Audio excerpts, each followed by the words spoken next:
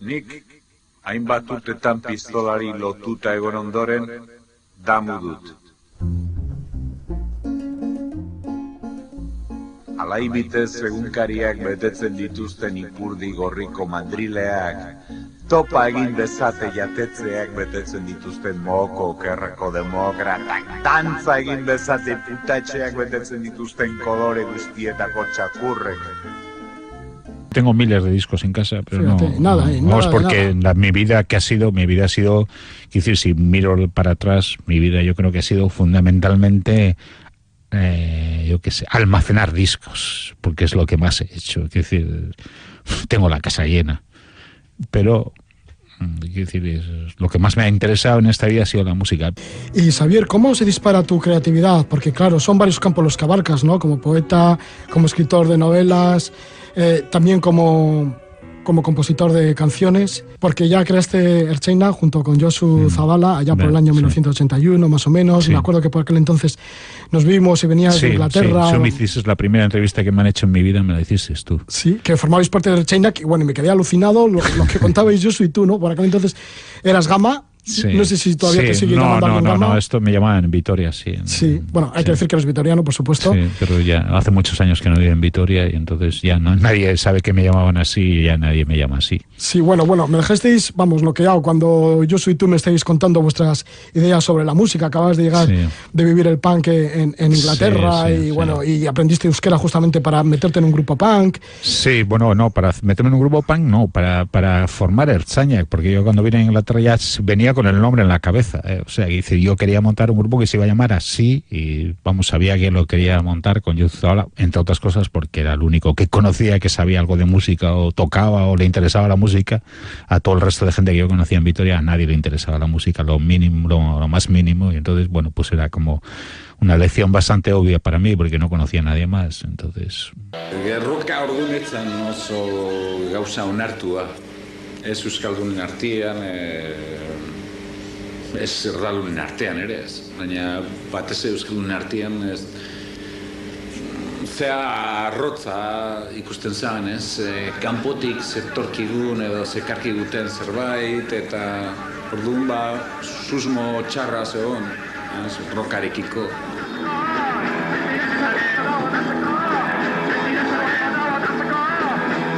Cuando entrevisté a Ertzaina, que lo entrevisté aquí al lado, frente al puente de Colgante, que está por aquí cerca, pues vino Josu Zabala y Xavier Montoya, que eran la base de Ertzaina, me contaron sus teorías sobre la música que querían hacer. Dije, bueno, esto, vamos, es un revulsivo, esto va a romper.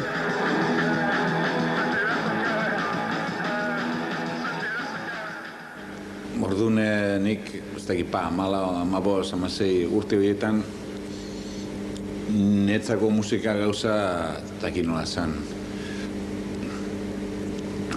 Ez dakit, bakarrik aukeratu batzuk egin zezaketen zerbait zen, ezta? Eta nik noski ez nuen nire burua ikusten hoien artean. Baina, bueno, nik kasualitatez egon nintzen bolada batian Londresen. Londresera egin zuen bidai bat eta, bueno, bertan ezagutu zuen punk mugimendua bere hasieran, ezta? Bere jaiotze momentuan, ezta? Zehazkan zegoela. Eta orduan, bueno, nik ikusten nintun nahiek eta nik haiek etzegitela nik baino gehiago jotzen, ez musikaz, ez haiek etzegitela solfeo, etzegitela zer, neantzera. Ekarri zituen diskapilo bat eta suertatu zitzaigun hori, ideia hori, eta talde bat egin beharko genukela euskaraz, bueno, ez pistolek eta horiek esaten zutena bere erreginari buruz, geuk ere esateko geure herriari buruz eta geure bizitzei buruz, eta? Orduan, ni pentsatu nu egitekotan Euskal Herrian egin beharko zela punkiaren filosofiaren arabera egin beharko zela euskeraz nire iritsiz. Baina ni erdalduna nintzen. Orduan egin nuen lehendabiziko gauza izan zen euskara ikasi talde hori egiteko. Talde hori niretzako beti hasieratik argi zegoen Ertzainak izango zuela izen talde bat.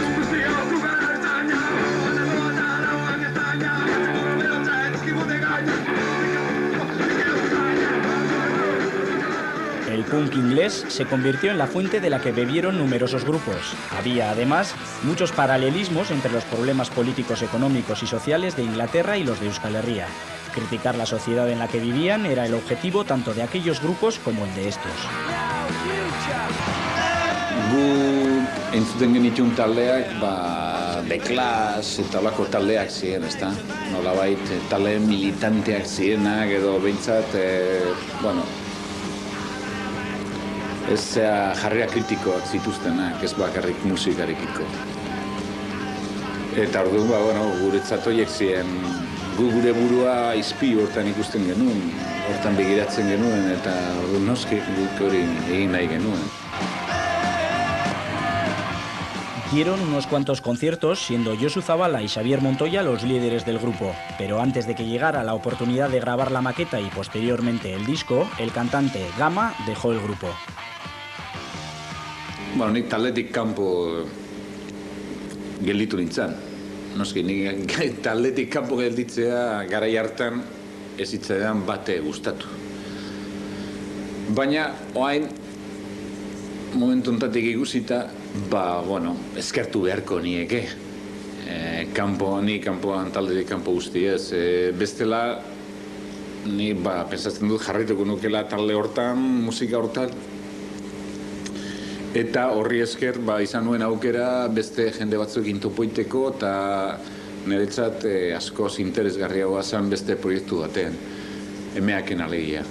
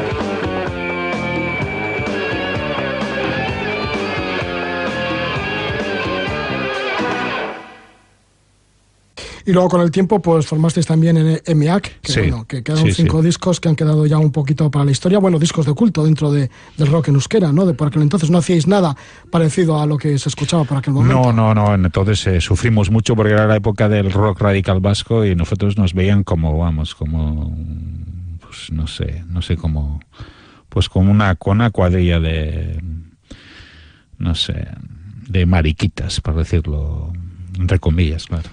Sí, ¿tú crees? No sé. Eres vanguardia, porque entonces, ¿no? Era la época de que, por ejemplo, yo me acuerdo que salíamos al escenario y a los grupos punk les lapeaban, les duchaban de arriba abajo y a nosotros también. pero la diferencia es que, bueno, que lo de los lapos y tal estaba dentro de la estética de aquella época punk y tal, y bueno, podía funcionar, pero nosotros no teníamos nada que ver con esto y claro, por supuesto no nos gustaba nada.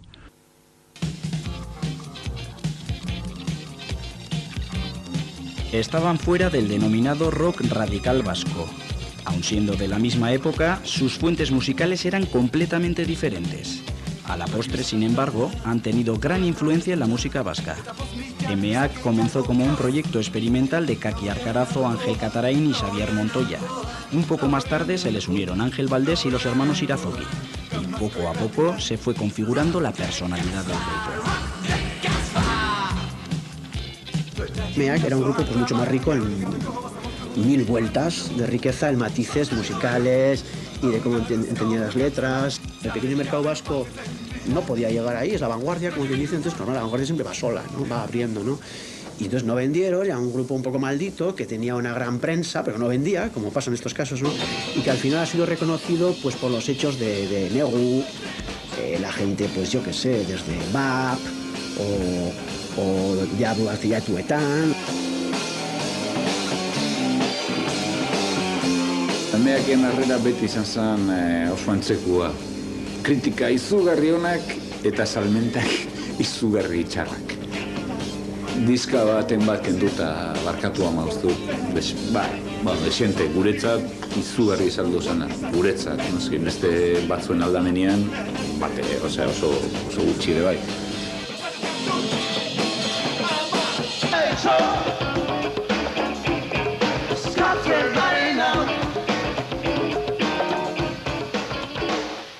Garai hartan gu entzuten gintuzten askok gehienak oso jende bizia eta ez zen edozein jende, normalean jendeak beste erabateko musika entzuten zuen. Gu entzuten gintuztenek normalean gero zeintu ziren musika egiten zutenak.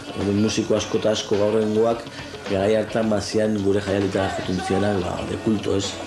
Izango baliz bezala ez dakizer, da gaina kontatzen dizute ni orain nolako harreman asko dauzkat jende askorekin ez.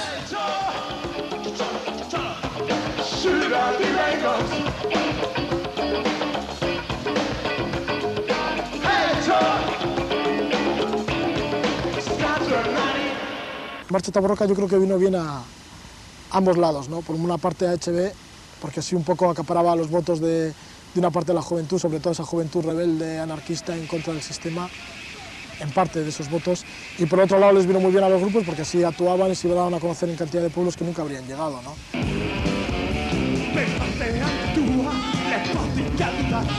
Un grupo que siendo de ideología claramente abertzale, euskaltzales, lo que se queda, porque de EMEAC ha venido lo que ha venido, ha venido Nuevo Gorria y tal, pues no estaban ahí. ¿Por qué? Pues porque tenían un criterio, supongo yo, eso que lo digan ellos, ¿no? Un criterio estético, musical, otra onda muy, muy, muy crítico con lo que estaba pasando, con ese follón politiqueo rockero, ¿no? Y bueno, y mira, pues EMEAC tendría que contestar esto, sería muy interesante, ¿no? Ikusten genuen movida bazala, movida nolabait erabili egiten zala ez, mugimendua edo horre zeukana beste helburu batzutarako, eta ez genuen ondo ikusten. Egun batean erabate etxaitzat jo, eta gero handik urren dugunea bere haien honerako erabiltzea ez, nahiko harinkeria iruditzen zitzaigun.